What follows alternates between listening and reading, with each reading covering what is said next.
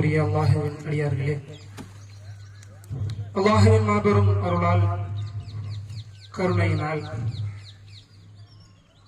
துல்ஹஜ் மாதத்தினுடைய ஈதுல் அல்ஹா தியாக பெருநாளில் நாம் எல்லாம் மகிழ்ச்சியோடு இந்த திடலிலே ஒன்று குழுமி அமர்ந்து கொண்டிருக்கிறோம். அல்ஹம்துலில்லாஹ். இங்கு அமர்ந்து கொண்டிருக்கக்கூடிய நம் யாரிடத்தில் கேட்டாலும் இந்த பெருநாள் எதற்காக கொண்டாடப்படுகிறது, கொண்டாடப்படுவதற்கான காரணம் என்ன என்று சொன்னால், நம்மில் அத்தனை பெயர்களுக்கும் தெரியும். சிறுவர்கள் உட்பட நபி இப்ராஹிம் அலைஹிஸ்ஸலாம் அவர்களுடைய தியாகத்தை நினைவு கூறுவதற்காக இந்த பெருநாளை நாம் கொண்டாடுகிறோம். தெரியாத மக்கள் இந்த சபைகளில் யாரேனும் இருக்கிறோமா? நிச்சயம் இருப்பதற்கான வாய்ப்புகள் குறைவு. இப்ப நாம இதை எப்படி நினைக்கிறோம், இந்த பெருநாளை எப்படி நினைக்கிறோம் என்று சொன்னால், ஒரு சரத்து, ஒரு ஃபர்லு. முஸ்லிமாக நான் பிறந்து விட்டால் எப்படி எனக்கு ரமலான் இருக்கிறதோ அதே போல ஈதுல் அல்ஹா தியாக திருநாள் இருக்கிறது, எனவே நான் கொண்டாடுகிறேன். ஒரு கடமைக்காக நபி இப்ராஹிம் அலைஹிஸ்ஸலாம் அவர்களுடைய தியாகத்தை நினைவு கூறுகிறேன். இவ்வளவுதான் நம்ம சப்ஜெக்ட், இவ்வளவு. இதனாலே கடந்து சென்று விடுவோம்.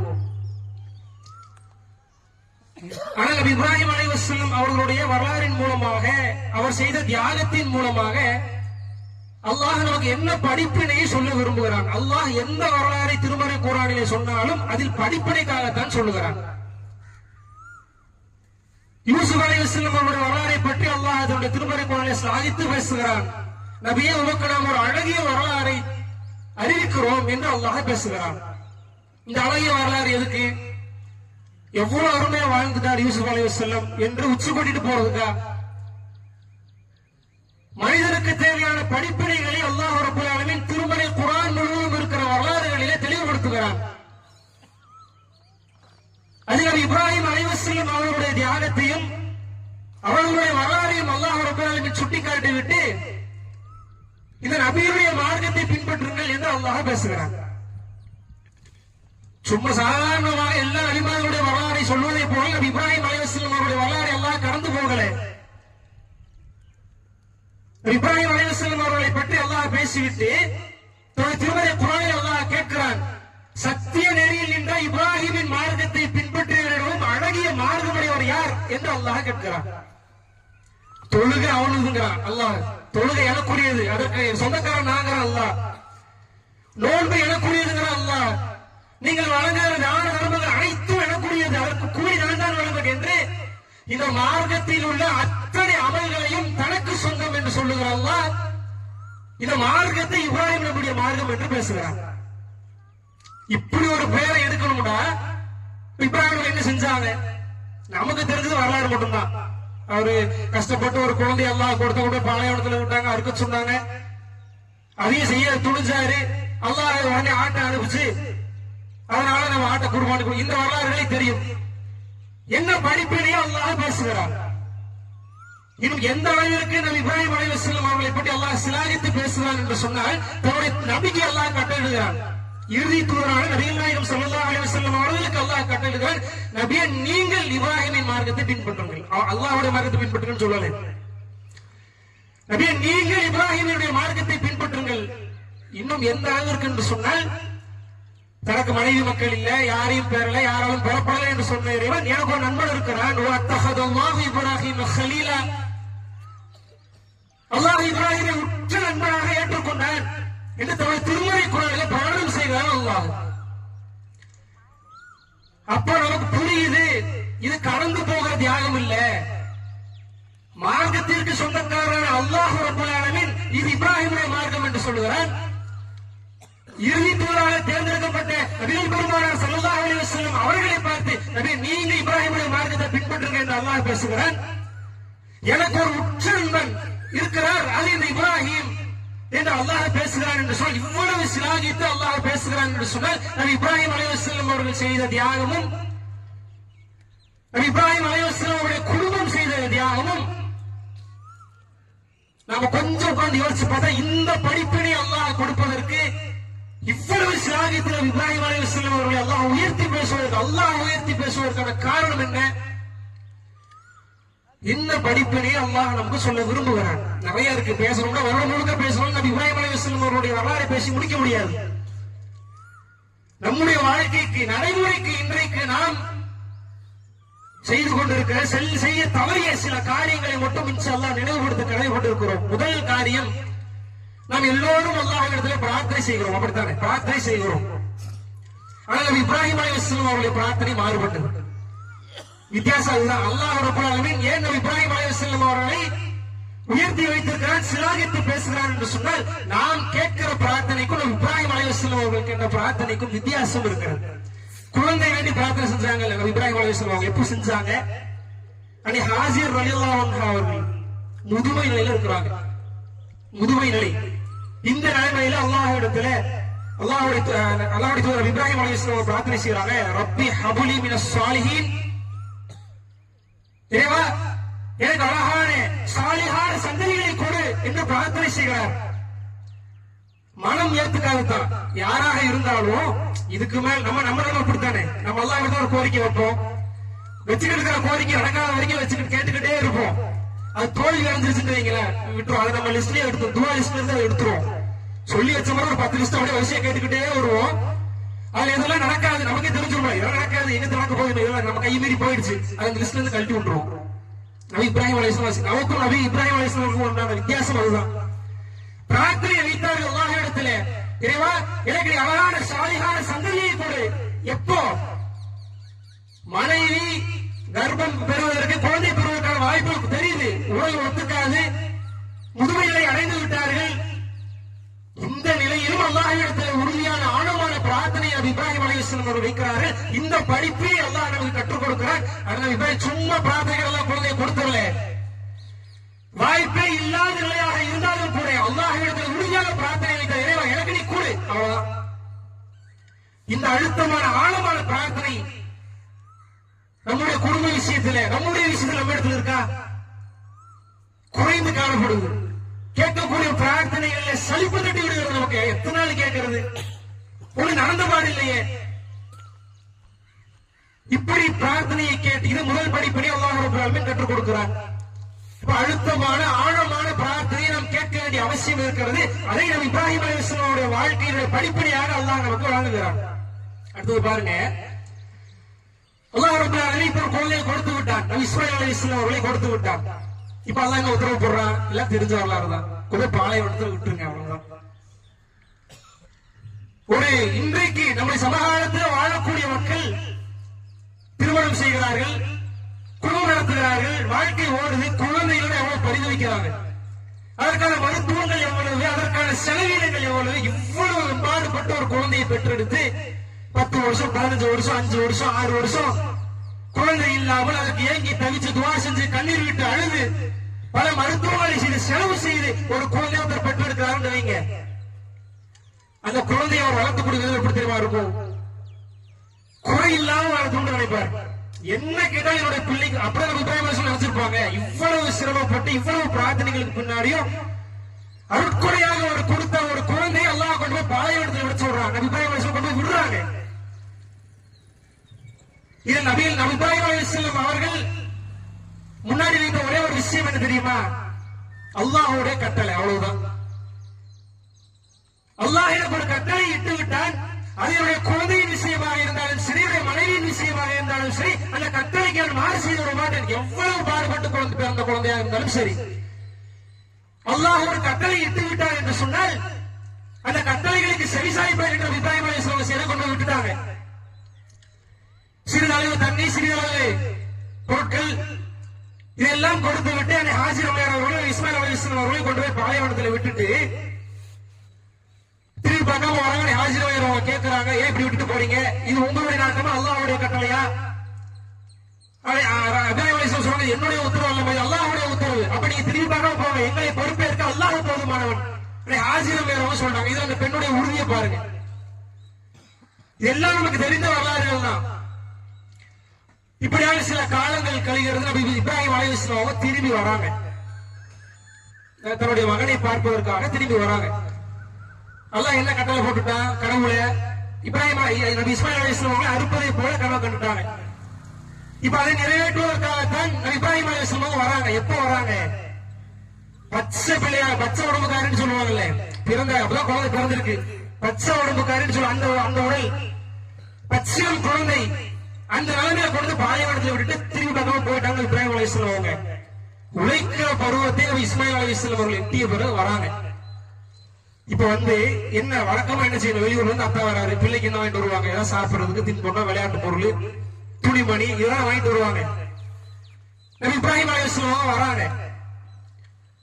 தன்னுடைய பிள்ளைகளை பார்த்து விட்டு, நான் உன்னை அறுப்பதை போல கனவு கண்டேன். என்ன கோபம் வரணும்? இன்னைக்கு சகஜமா இன்றைக்கு நம்ம வாழக்கூடிய உலகத்துல சாதாரண ஒரு குழந்தை பிறந்துரும், ஒண்ணு தலாக்கு வாங்கிடுவாங்க, இல்ல குழா வாங்கிடுவாங்க, அந்த குழந்தையை வளர்த்துவார். 2 நாள் கழிச்சு அத்தா கொஞ்சம் பிரிய பிள்ளைய பார்க்கலான்னு வந்தா பையன் அறுவடை தூக்கி நிற்பான். யார் என்னன்னு கேட்பா. அது யதார்த்தமாக நடக்குமா இல்லை? நீ யாரு? நீ என்னை வளர்த்தது என்னுடைய தாய், பெத்து போட்டு வேலை முடிச்சு போச்சு, விட்டுட்டு போயிட்டீங்க.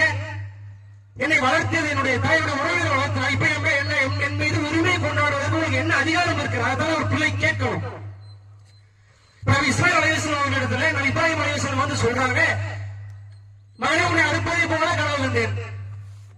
அப்ப நம்ம இஸ்மாயில் இவரை சொல்லியிருக்கோம். ஆனால் இஸ்மாயில் அலைஹிஸ்ஸலாம் சொன்ன வார்த்தை என்ன தெரியுமா? என் அருமை தந்தையே, உங்களுக்கு அல்லாஹ் எதை ஏவினாரோ அதை நீங்கள் நடைமுறைப்படுத்துங்கள், நிச்சயமாக என்னை பொறுமையாளர்கள் ஒருவராக நீங்கள் பார்ப்பீர்கள். சுப்ஹானல்லாஹ். அந்த தந்தையுடைய முகத்தை பார்த்ததில்லை, இவர்தான் தந்தை என்று முகத்தை பார்க்கல. அந்த வயசுல உங்களை விட்டுட்டு போயிட்டாரு. இப்ப கேட்கிறார், அறுப்பதை போல கனவு கண்டேன், தாராளமா செய்யுங்க, அல்லாஹ்வுடைய கட்டளை நீங்கள் நிறைவேற்றுங்கள், என்னை பொறுமையாளர்கள் ஒருவராக பார்ப்பீர்கள். இது எது வெளிப்படுகிறது தெரியுமா? அந்த தாயினுடைய வளர்ப்பு எங்கே வெளிப்படுகிறது? இஸ்மாயில் அலைஹிஸ்ஸலாம் அவர்களை ஹாஜிர் அம்மையார் அவர்கள் எப்படி வளர்த்து வார்த்தெடுத்திருக்கிறார்கள் என்ற தாயினுடைய வளர்ப்பை அல்லாஹ் ரப்பல் ஆலமீன் நபி இப்ராஹிம் அலைஹிஸ்ஸலாம் வரலாறின் மூலமாக நமக்கு படிப்படியாக தெளிவுபடுத்துகிறார். இன்றைக்கு பெரும்பாலான குடும்பங்களில் என்ன நிலை தெரியுமா? என்னுடைய கணவனோ, என்னுடைய மனைவி, என்னுடைய சகோதரனோ, என்னுடைய மகனோ கை நிறைய சம்பாதிக்கவில்லை என்று சொன்னால் இந்த உலக வாழ்க்கையிலே தோற்று விட்டான் என்று நினைக்கிறார்கள். பெரும்பாலான பெண்கள் இதுதான். கையறை சம்பாதிக்கல, காசு பணம் இல்ல, வீடு வாசல் இல்ல, மற்றவர்களை போல் நாம இல்ல, என்னுடைய கணவர் உலக வாழ்க்கையிலே தோற்று விட்டார், என்னுடைய மகனோ என்னுடைய சகோதரனோ உலக வாழ்க்கையிலே தோற்று விட்டார். ஏன் கையறை காசு பணம் சம்பாதிக்கல? இன்றைக்கு பெரும்பாலான குடும்பங்களில் இதுதான். ரிசக்கை பற்றி அல்லாஹ் என்ன பேசுகிறார்? இன்ன ரப்பக யப்சுது ரிஸ்கல் லிமன் யஷா. அல்லாஹ் நாடுகளுக்கு ரிசக்கை கொடுப்பான், அல்லாஹ் நாடுகளுக்கு ரிசக்கை அதிகரித்தும் கொடுப்பான், குறைத்தும் கொடுப்பான். அது என்னுடைய அதிகாரம் என்று அல்லாஹ் பேசுகிறார். பெரும்பாலான குடும்பங்கள் இதுதான் பிரச்சனை. இந்த ரிசக்கை, இந்த பொருளாதாரம் பிரச்சனையே. இது எந்த அளவிற்கு போகும் என்று சொன்னால், பெற்றெடுத்த பிள்ளைகளுக்கு முன்பாக இந்த பொருளாதாரத்தை காரணம் காட்டி தன்னுடைய கணவனை, பிள்ளைகளுடைய தகப்பனை இழிவுபடுத்தக்கூடிய பெண்களை இன்றைக்கு நாம் பார்க்கிறோம். நீங்களும் தான் வெளிநாட்டில் 10 வருஷம் உழைச்சீங்க, 15 வருஷம் உழைச்சீங்க, எனக்காக பிள்ளைகளை என்னத்தை சேர்த்து வச்சீங்க என்று கேட்கிற பெண்கள் இருக்கிறார்கள். எனக்காக என்னத்தை சேர்த்து வச்சீங்க? ஊர் உலகத்தோட பாருங்க, எப்படிலாம் வாழாண்டு பாருங்க, உழைக்க தெரியாத இருக்கிறீங்களே என்று பிள்ளைகளுக்கு முன்பாக பிள்ளைகளை பெற்ற தகப்பனை தன்னுடைய கணவனை இழிவுபடுத்துவதாக இன்றைக்கு பெண்கள் இருப்பதை பார்க்கிறோம். பிள்ளைகள் சொல்லுவாங்க, நீயும் அப்பா மாதிரி இருந்தாங்க, நீயாவது நல்லா படிச்சு நல்லா சம்பாதிச்சு சமாஜத்துல கண்ணியமா நீயும் அப்பா மாதிரி ஆயிராத பேசக்கூடிய தாய்மார்கள் எத்தனை பேர் இருக்கிறார்களோ இல்லையா? அன்னை ஹாஜிர் அம்மையார் அவர்கள் நினைத்திருந்தால் செஞ்சிருக்க முடியுமா? முடியாதா? நபி இஸ்மாயில் அலைஹிஸ்ஸலாம் அவருடைய வளர்ப்பு சொன்னவுடன் அல்லாஹ்வுடைய வார்த்தை கட்டுப்பட்டாங்க. தாயுடைய வளர்ப்பை அல்லாஹ் இங்கே நமக்கு பிரதிபலித்து காட்டுகிறார். தனி ஒரு ஆளாக சிங்கப்பெண்ணாக அன்னை ஹாஜிர் அம்மையார் அவர்கள் இஸ்மாயில் அலைஹிஸ்ஸலாம் வளர்த்தாங்க. சஃபாவிற்கும் மர்வாவிற்கும் இடைப்பட்ட ஓட்டத்தில் பொங்கோட்டமாக ஓடுற தண்ணி கிடைக்குமா? என் பிள்ளைக்கு ஒரு ரூபாய் தண்ணி கிடைக்குமா? எவ்வளவு வேதனை இருந்திருக்கும், எவ்வளவு கோபம் இருந்திருக்கும். அப்ப தந்தையை பற்றி இஸ்மாயில் அலைஹிஸ்ஸலாம் தந்தையை பற்றி, தன்னுடைய கணவனை பற்றி தப்பும் தவறுமாக சொல்ல வேண்டும் என்று சொன்னால் அதற்கான ஹாஜிர் அம்மையார் அவர்கள் தகுதிப்படுத்தவா என்னன்னு சொல்லியிருக்கலாம். நீ பச்சை புள்ளையா போய் தகப்பத்துக்கு விட்டுட்டு போயிட்டாரு, நான் ஒரு ரூபாய் தண்ணிக்கு எவ்வளவு கஷ்டப்படும் தெரியுமா? உன் தந்தை அப்படிப்பட்டவர் இப்படிப்பட்டவர். அழைத்த மாத்திரத்தில் தன்னுடைய தந்தையினுடைய வார்த்தைக்கு நபி இஸ்மாயில் அலைஹிஸ்ஸலாம் அவர்கள் கட்டுப்பட்டார்கள் என்று சொன்னால் தந்தையுடைய கண்ணியத்தை அந்த தாய் தன்னுடைய பிள்ளையிடத்தில் போற்றி வளர்த்தார்கள். கண்ணியத்திற்குரிய சகோதரர்களை இறைச்சாதிகளே, ஆழமாக உள்ளத்தில் ஏந்திக் கொள்ளுங்கள். எந்த குடும்பங்களில் இந்த கண்ணியம் பாதுகாக்கப்படுகிறதோ, எந்த குடும்பங்களில் இந்த கண்ணியம் சீர்படுத்தப்படுகிறதோ, அந்த குடும்பங்களிலும் தான் சாலியான பிள்ளைகள் உருவாவார்கள் என்பது நபி இப்ராஹிம் அலைஹிஸ்ஸலாம் அவருடைய குடும்பம் நமக்கு முன்மாதிரியாக இருக்கிறது. அப்ப நாம பெற வேண்டிய படிப்பை வெறும் வரலாறுகளை தெரிந்துவிட்டு மெய் சீர்ந்து விட்டு செல்வதற்காக அல்லாஹ் பதிவு செய்வது கிடையாது. ஒரு குடும்பமாக, ஒரு கணவனாக தன்னுடைய மனைவியை பக்குவப்படுத்தினார் நபி இப்ராஹிம் அலைஹிஸ்ஸலாம் அவர்கள். ஒரு தாயாக தன்னுடைய பிள்ளையை சிறந்த வார்த்தெடுத்தார் நபி இஸ்மாயில் நபி ஹாஜிர் ரலியல்லாஹு அன்ஹா அவர்கள். ஒரு பிள்ளையாக தன்னுடைய தந்தை சொன்ன சொல்லிற்கு கட்டுப்பட்டார் நபி இஸ்மாயில் அலைஹிஸ்ஸலாம் அவர்கள். எப்பேற்பட்ட அழகிய குடும்பம் என்று பாருங்கள். இந்த குடும்பத்தை அல்லாஹ் நமக்கு முன்மாதிரியாக வைத்திருக்கிறார். இன்றைக்கு பெற்றெடுத்த தந்தைகள் பிள்ளைகளிடத்தில் பேசுவதற்கு பயப்படுகிறார்கள். பேசுற எதிர்த்து பேசுறான். பல குடும்பங்கள் இருந்து பிரச்சனை. தந்தை திட்டுவாரு பிள்ளைய, உடனே அம்மா சப்போர்ட் பண்ணுவாரு. என்ன சும்மா எப்ப பாரு பிள்ளை திட்டிக்கிட்டு வேற வேலை இல்லையா? எத்தனை குடும்பங்கள் இது நடைமுறைப்படுத்தப்படுகிறது. தந்தைக்கு எங்க கண்ணியம் இருக்கும்? தந்தைக்கு அந்த பிள்ளைக்கு அச்சம் இருக்குமா? ஒரு மரியாதை இருக்குமா? இது சீர்குலைக்கக்கூடிய வேலைதான் இன்றைக்கு பல குடும்பங்கள் நடந்து கொண்டிருக்கிறது. வெறுமனை பெண்களுக்கு மட்டும் சொல்லக்கூடிய செய்தி அல்ல, ஆண்கள். நபி இஸ்மாயில் அலைஹிஸ்ஸலாம் அவர்கள் அவ்வளவு அழகான வார்த்தைப்பாங்க வந்தார் என்று சொன்ன இப்ராஹிம் அலைஹிஸ்ஸலாம் அவர்கள் முறையான மார்க்கத்தை ஹாஜிர் அவர்கள் கற்றுக் கொடுத்தாங்க. அதனாலதான் வந்தாங்க. வீட்டில் உள்ள பெண்களுக்கு மார்க்கத்தை கொண்டு போய் சேர்த்த வேண்டிய கடமை ஒவ்வொரு ஆணுக்கும் இருக்கிறது. உங்களுடைய குடும்பங்களை வாழ்த்திருக்க வேண்டிய பொறுப்பு ஆணுக்குரியது. இதை செய்திருக்கிறோமா என்பதை இந்த சபையில் அமர்ந்து கொண்டிருக்கூடிய நாம் ஒவ்வொருவரும் சிந்தித்து பார்க்க வேண்டும்.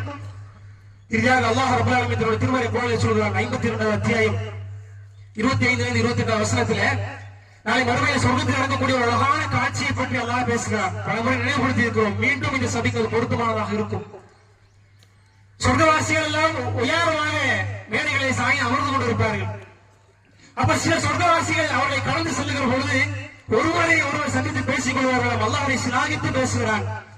அப்படி சொர்க்கவாசிகள் ஒருவருக்கு ஒருவர் சந்தித்துக் கொள்வார்கள். அவர்கள் பேசிக் கொள்வார்கள், நாம் ஒரே குடும்பமாக வாழ்ந்த பொழுது அல்லாஹ்வை அஞ்சிய மக்களாக வாழ்ந்தோம். நன்மையை ஏறிக்கொண்ட மக்களாக, தீமையை தடுத்துக் கொண்ட மக்களாக, நல்ல அறங்களை செய்த குடும்பமாக நாம் வாழ்ந்தோம். அதனால் அல்லாஹ் நம்முடைய பாவங்களை எல்லாம் மன்னித்து நம்மை சொர்க்கத்திற்கு நுழைக்க செய்து விட்டான். அல்லாஹ்விற்கே எல்லா புகழும் என்ற அந்த மக்கள் அல்லாஹ்வை புகழ்வார்கள் என்று அல்லாஹ் அதனுடைய திருமறை குர்ஆனில் பதிவு செய்தார். இந்த வாய்ப்பு யாருக்கு கிடைக்கும்? எந்த குடும்பங்கள் எல்லாம் நன்மை ஏறிக்கொள்கிறதோ, தீமை தடுத்துக் கொள்கிறதோ, எந்த குடும்பங்கள் எல்லாம் ஒருவருக்கு ஒருவர் மாறி மாறி உபதேசம் செய்து கொள்கிறார்களோ அந்த குடும்பங்களுக்கு அல்லாஹ் இந்த வாய்ப்பை கொடுக்கிறான். இறுதியாக அல்லாஹ் தன்னுடைய திருமறை குர்ஆனில் தெளிவுபடுத்துகிறான், யா அய்யுஹல்லதீன ஆமனூ கு அன்ஃபுஸிக்கும் வ அஹ்லீக்கும் நாரா. நம்பிக்கை கொண்ட முஃமின்களே, முஸ்லிம்களே, உங்களுடைய குடும்பத்தார்களின் நரக நெருப்பை விட்டு நீங்கள் பாதுகாத்துக் கொள்ளுங்கள். அந்த நரக நெருப்புகளுக்கு நீங்கள் எரிபொருட்களாக மாறிவிடாதீர்கள் என்று அல்லாஹ் எச்சரிக்கை செய்கிறானே. நம்முடைய குடும்பத்தை மேம்படுத்த வேண்டிய, நம்முடைய குடும்பத்தை கட்டமைக்க வேண்டிய, நம்முடைய குடும்பங்களுக்கு முறையான மார்க்கத்தை கொண்டு போய் சேர்த்த வேண்டிய கடமையும் பொறுப்பும் இங்கு அமர்ந்து கொண்டிருக்கக்கூடிய ஒவ்வொரு ஆளுக்கும் இருக்கிறது. நம்முடைய பிள்ளைகளை சாலியான பிள்ளைகளாக, இதை அச்சவாதியான பிள்ளைகளாக வளர்த்திருக்க வேண்டிய பொறுப்பு இங்கு அமர்ந்து கொண்டிருக்கக்கூடிய ஒவ்வொரு பெண்களுக்கும் இருக்கிறது. தாய்க்கும் தந்தைக்கும் சொல்லுதலுக்கும் கட்டுப்பட்டு சாலியான பிள்ளைகளாக வளர்ந்து சமுதாயத்திற்கும் இஸ்லாத்திற்கும் உழைக்க வேண்டிய பொறுப்பும் கடமையும் இங்கு அமர்ந்து கொண்டிருக்கக்கூடிய ஒவ்வொரு மாணவர்களுக்கும் இளைஞர்களுக்கும் இருக்கிறது. நபி இப்ராஹிம் அலைஹிஸ்ஸலாம் அவருடைய குடும்பத்துடைய தியாகம் நமக்கு இதைத்தான் நினைவுபடுத்துகிறது. அதைத்தான் இந்த நாளில் நாம் படிப்படியாக பெற வேண்டும். இதை கேட்டோமோ அதை நடைமுறைப்படுத்தக்கூடிய பாக்கியத்தை உள்ள ரஹ்மான் உங்களுக்கும் எனக்கும் தந்தல் புரிவானாக. வாஹிர் தஅவானா அல்ஹம்துலில்லாஹி ரப்பில் ஆலமீன். அஸ்ஸலாமு அலைக்கும் வரஹ்மத்துல்லாஹி வபரகாத்துஹு.